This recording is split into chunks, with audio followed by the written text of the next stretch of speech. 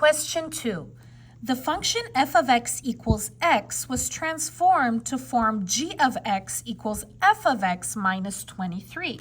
So let's go ahead and highlight what's important. I have f of x equals x. That is my original. So I'm going to go ahead and write original here.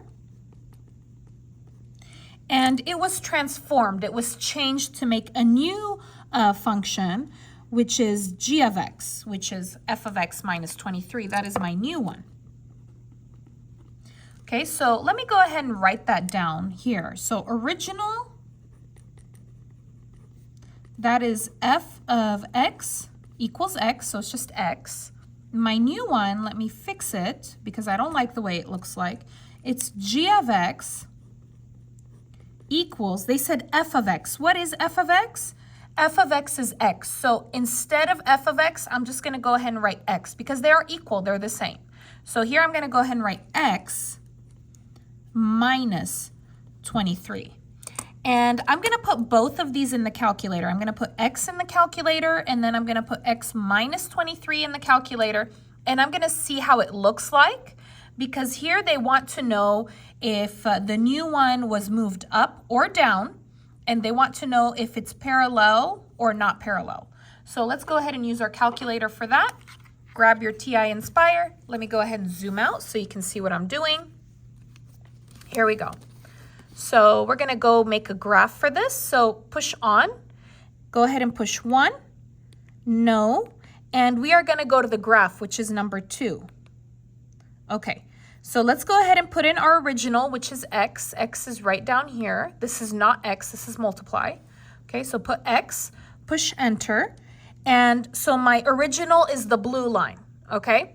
I'm going to go ahead and put my new one. So to put another graph in the same plane, I'm going to push tab, and let's go ahead and put x minus 23, enter, and I cannot see it.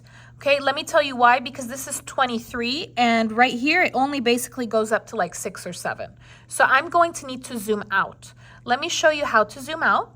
Go ahead and push menu. Look for where it says zoom. It says zoom right here on number 4. So I'm going to go ahead and push 4. And I want to zoom out. Zoom out is the number 4. So I'm going to go ahead and push 4. And go ahead and push enter. Okay, there we go. That's my new graph. I'm going to push enter again to see more. There you go. So you can push enter to see as much as you want.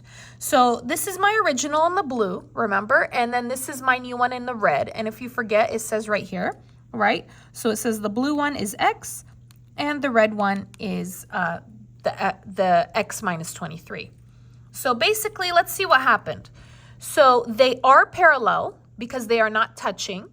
Okay, and it looks like my original started at the 0 and my new one was moved down 23 spaces. Okay, so let's go ahead and find that. So I want parallel. So this is not good because they said not parallel, so that's not right. And this is said not parallel, that's not correct. Okay, here it says parallel, but here it said up. That's not true. This one is correct. Parallel and moved down, right? So the graphs of f and g are parallel, and the graph of f, which is the original, is translated or moved 23 units down to create the graph of G. So my answer is D. Okay, and let me just point out, if it's a minus, it's going to be moved down. If it's a plus, it's going to be moved up. Thank you so much for watching. If you like this video, please give it a like, subscribe, and leave a comment. See you next time.